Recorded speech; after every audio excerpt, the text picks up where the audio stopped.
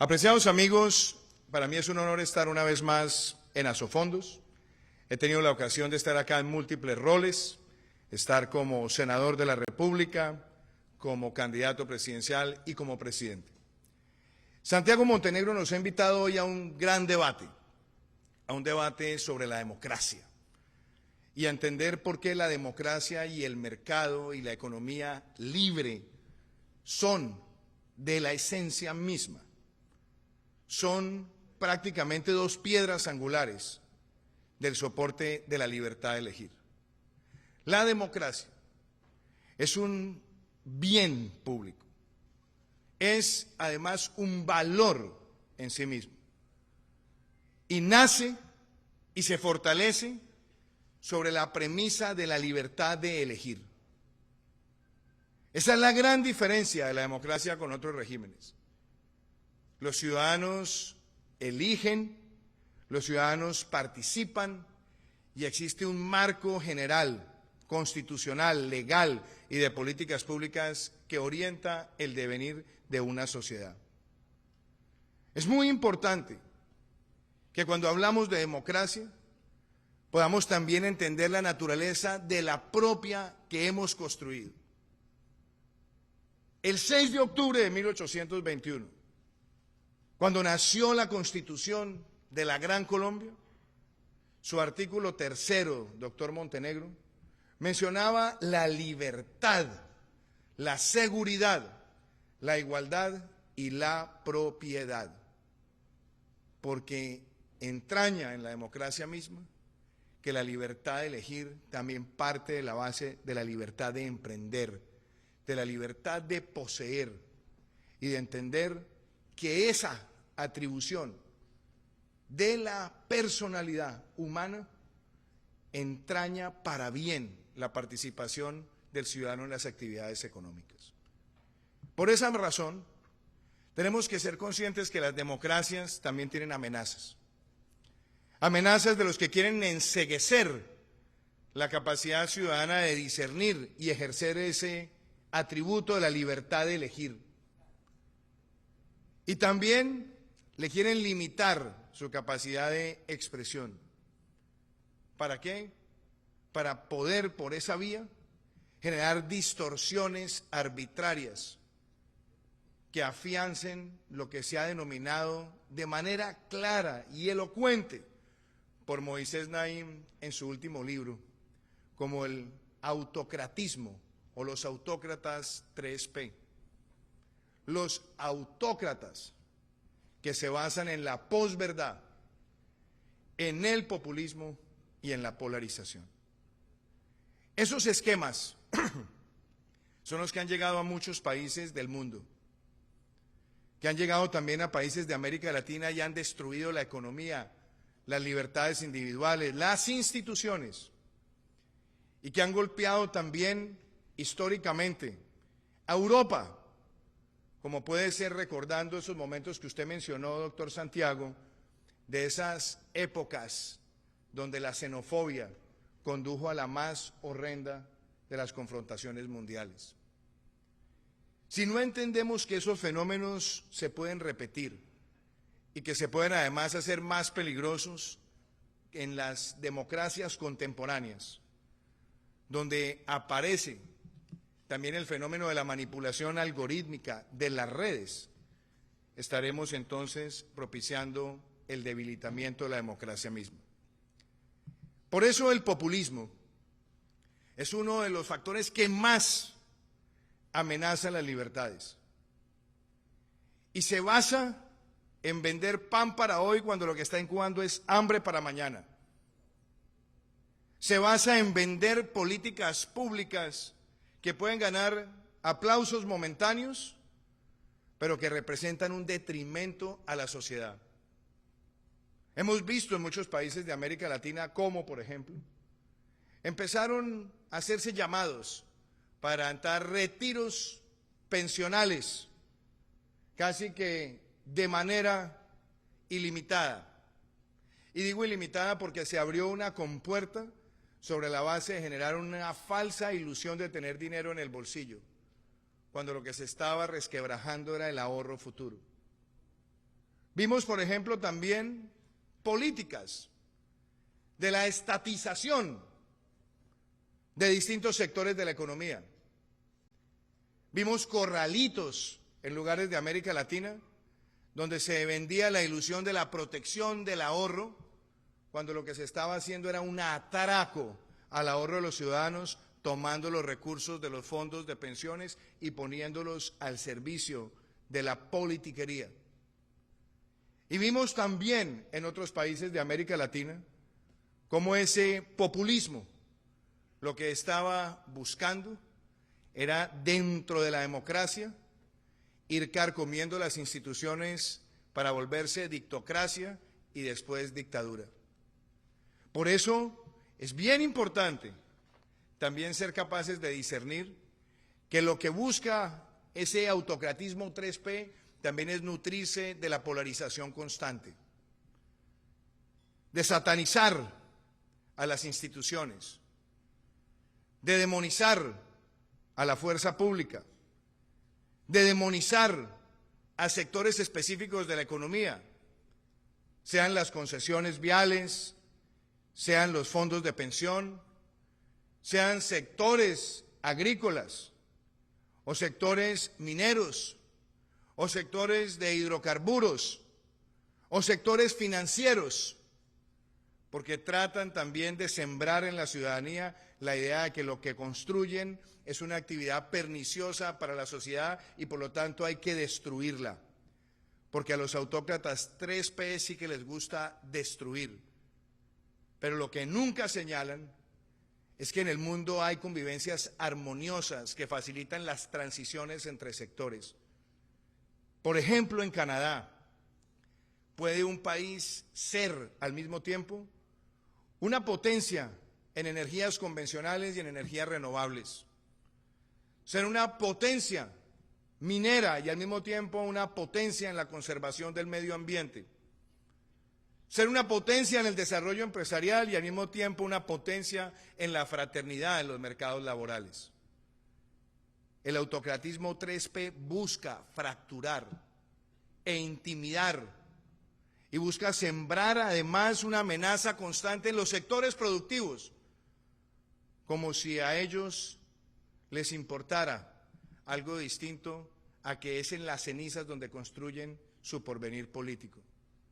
Y yo quiero ilustrar esto, queridos amigos, porque ese autocratismo 3P parte de la base de que quien es elegido tiene la posibilidad de decidir qué sectores existen o no existen en una economía.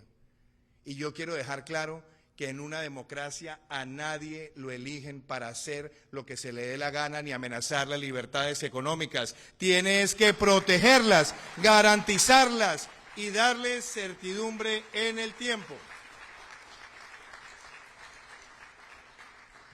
Y por eso también es importante tener en cuenta que ese autocratismo 3P se nutre ante todo de la posverdad. Mentiras repetidas exponencialmente a través de manipulaciones algorítmicas.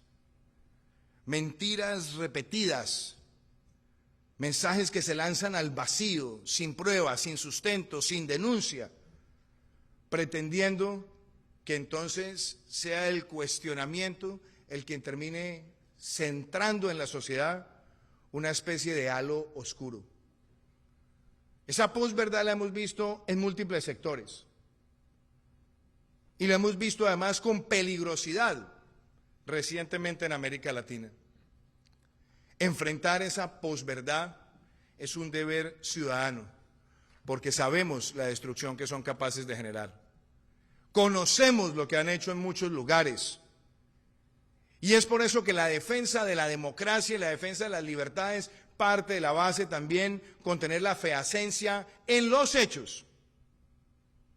Y podemos darnos cuenta también que en nuestra sociedad, pasando por momentos difíciles, hoy nosotros, bajo los principios de legalidad, emprendimiento y equidad, hemos buscado que nuestra nación se consolide bajo el paraguas de ser una nación resiliente, capaz de soportar los momentos más difíciles que nos ha traído la historia reciente, incluyendo los debates que vimos que no dejaban de ser algo peligrosos.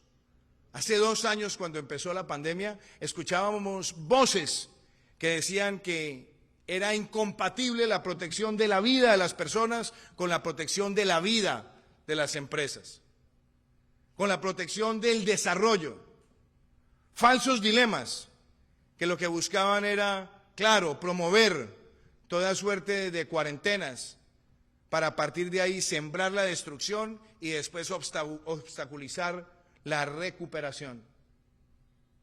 No hay desarrollo sin buena salud y no hay buena salud sin desarrollo. Y eso lo podemos comprobar los colombianos, donde el talante resiliente nuestro y la capacidad de ser innovadores y creativos nos permite hoy con orgullo decir, queridos amigos, que en estos 2 años logramos poner los 2 temas sobre la balanza. No solamente logrando duplicar las unidades de cuidado intensivo en Colombia, sino que hoy, mientras tenemos este encuentro, ya tenemos más del 82% de los colombianos vacunados con una dosis. Tenemos casi el 70% con 2 dosis y cerca de 12 millones de colombianos con dosis de refuerzo, validando que ese esquema potente de vacunación masiva, gratuita, segura, también es compatible con haber logrado el año pasado un crecimiento económico del 10.6%, el más alto de nuestra historia, y ver cómo las agencias calificadoras, los mercados y organismos multilaterales ya vaticinan para el año 2022 que América Latina tendrá en Colombia el país de mayor crecimiento. A esa visión también se le agrega un sentido de colaboración para eliminar trámites innecesarios. Hemos logrado más de 4.000 trámites digitalizados, eliminados o simplificados, bajo el concepto de Estado Simple, Colombia Ágil. Y hemos logrado armonizar la defensa de la actividad económica con unos programas sociales que hablan por sí solos. Yo quisiera solamente dejarles este mensaje. La reactivación económica que vive hoy Colombia se da con el gobierno que ha hecho la mayor inversión social en la historia de nuestro país. Más del 50% de todos los giros sociales que se han realizado en los últimos 20 años, desde que empezaron las transferencias condicionadas, han ocurrido en estos 4 años. Solamente Ingreso Solidario hoy beneficia a más de 4.1 millones de hogares que no estaban en el régimen de Familias en Acción. Y le estamos dejando a nuestro país 2 millones de familias con la devolución del IVA, llegando a la mayor cobertura del programa de adulto mayor, con cobertura universal de mayores de 70 años en condición de vulnerabilidad. Y con otro elemento, estamos haciendo compatible este proceso con pasar de 126.000 jóvenes en acción a más de 730.000 para el próximo 7 de agosto. Si a eso le agregamos que estamos dejando la educación superior gratuita para los estratos 1, 2 y 3, y la mayor titulación predial rural que se ha hecho en Colombia con 52.000 títulos en 4 años, una cifra casi similar a la titulación de predios rurales que se hiciera en los 16 años anteriores, estamos viendo la armonía de compatibilizar el desarrollo de la inversión privada, por supuesto, con una inversión social elocuente. Las cifras no mienten. El año pasado, Colombia fue la tercera economía que más creció en un referente de más de 60 países, pero fue la economía que más creció en la OCDE. Creció por encima del promedio de la OCDE, como lo hiciera en 2019 y como se proyecta también para el año 2022. Recuperamos nuestro ímpetu de exportaciones y logramos más de 41.000 millones de dólares, superando las exportaciones del año 2019. Y lo hemos hecho sobre la base de fortalecer también las capacidades fiscales de nuestra nación, sabiendo los esfuerzos que nos trajo la pandemia. Pero logramos que el marco fiscal de mediano plazo, ministro Restrepo, se cumpliera en el año 2021 conforme a las expectativas, pero aún así se mejorara, reduciendo la proyección del déficit, como también ocurrirá en el año 2022. Pero, doctor Santiago, Quizás lo más elocuente cuando ustedes hablan de los indicadores de la seguridad social sobre los cuales los fondos de pensión tanto analizan. Anote esta cifra que le hemos compartido con el ministro Ángel Custodio Cabrera. Tenemos hoy el mayor número de trabajadores formales que se encuentran registrados en el sistema Pila en la historia de Colombia. Y tenemos hoy el mayor número de contribuyentes al sistema pensional que ha registrado nuestro país, lo que demuestra que con la recuperación de empleos también se está dando un elemento muy poderoso de inclusión en los sistemas pensionales, reconociendo que faltan muchas tareas hacia adelante, pero hacerlo después de 2 años de pandemia y siendo el primer país de América Latina en lograrlo, también valida que esta es una recuperación con talante de inclusión.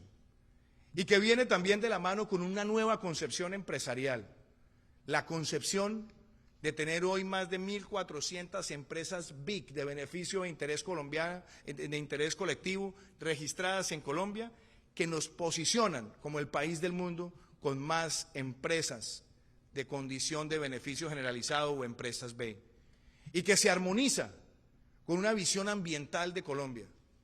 Haber pasado en estos 4 años de 28 incipientes megavatios de capacidad instalada de renovables no convencionales a cerrar este año con 2.800 megavatios de capacidad instalada, un salto de 100 veces lo que tenía Colombia hace 4 años. Y logrando este año que el 30% de nuestro territorio sea declarado área protegida, lanzando la taxonomía verde, 4.º país del mundo en presentarla, primer país emergente y primer país que incorpora componentes de protección de la biodiversidad, para facilitar a inversionistas, incluyendo los inversionistas institucionales, que los bonos de carbono de nuestro país y los bonos verdes de deuda sean considerados de los más creíbles de toda esta región. Toda esta disertación me lleva también a una discusión de fondo. La libertad de elegir en una democracia que tiene esta capacidad y que además muestra que hoy está entregando el mayor número de kilómetros inaugurados en un gobierno donde solamente lo que se entregará de 4ª generación y de vías terciarias es superior, solamente en concesiones, a lo que se entregó en vías en los primeros 25 años de concesiones viales.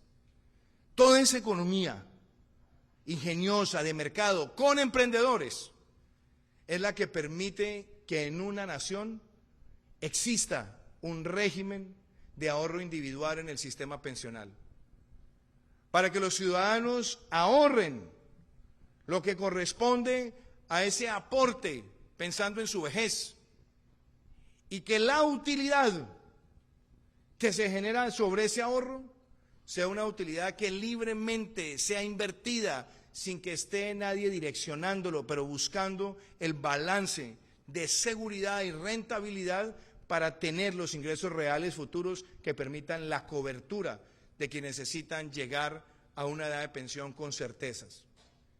Y se hace en una nación que hoy tiene alrededor de 5 millones, un poquito más, de mayores de 65 años, y que seguramente en 3 décadas serán 15 millones. Por eso la incorporación de más personas a la fuerza laboral formal hoy es la primera etapa de consolidar un régimen pensional sostenible hacia adelante. Y por supuesto, teniendo en cuenta que se deben hacer correctivos, no la competencia entre regímenes, pero sí tener claridad en que los subsidios del sistema pensional no pueden estar orientados para las personas de mayores ingresos, porque desvirtúa el talante solidario del mismo. Ese debate se debe dar, pero se debe dar también sobre la base de seguir ampliando los programas sociales como Colombia Mayor, que hoy llegan a su máxima cobertura, y también cumpliendo otra promesa que hicimos en la campaña, doctor Santiago, haciendo una diferenciación de los aportes a la salud de los pensionados más vulnerables. Los pensionados de un salario mínimo, donde se concentra la mayor cantidad de pensionados en Colombia, han pasado de aportar el 12% a la salud a aportar el 4% y se ha hecho por una política social de nuestra administración. Es peligroso, como lo he señalado, esos discursos en América Latina, de los corralitos, de la invasión a los recursos del ahorro de los ciudadanos. Y sobre eso quiero dejar absoluta claridad porque América Latina ha visto esta tragedia. Los recursos que están en los fondos de pensión no son recursos públicos, no son recursos del Estado, son recursos del ahorro de la gente y se respetan y se protegen bajo el régimen de propiedad privada de los ciudadanos. Que esa no sea plata de bolsillo, ni se interprete como plata de bolsillo para financiar proyectos electoreros. Y desde luego es importante avanzar hacia reformas futuras. Si no hubiésemos tenido que enfrentar tal vez esta pandemia con su inclemencia, hubiésemos podido dar mayores pasos en esa dirección. Pero creo hoy que el paso de recuperar más del 85% de los empleos perdidos con ocasión a la pandemia, de aumentar el número de personas registradas en el PILA y de tener hoy el mayor número de aportantes a la seguridad social que haya registrado Colombia, son por lo menos señales de una recuperación que permitirán hacia el futuro un debate, ojalá sin politiquería, sin populismo, sin posverdad, sin polarización, y entendiendo que la protección de los regímenes de ahorro individual y un régimen de prima media que puede coexistir sin competir sobre la base de la solidaridad y convertirlo en un pilar solidario que proteja a los más vulnerables, esos escenarios son propicios para el futuro de nuestro país. Me alegra que usted haya hecho tantas remembranzas a pensadores que también admiro, doctor Santiago. Usted habló de Isaiah Berlin y usted habló de Karl Popper, dos de los grandes defensores de la libertad, dos de los más grandes críticos del comunismo y dos de los más grandes defensores de la libertad de elegir. Queridos amigos, esa libertad de elegir es la que tienen los ciudadanos cuando deciden en qué lugar invierten sus ahorros, que tiene que ser cada vez más transparente, con una competencia que no esté regida por los subsidios, sino para los más vulnerables sobre la solidaridad, pero en igualdad de condiciones para el resto.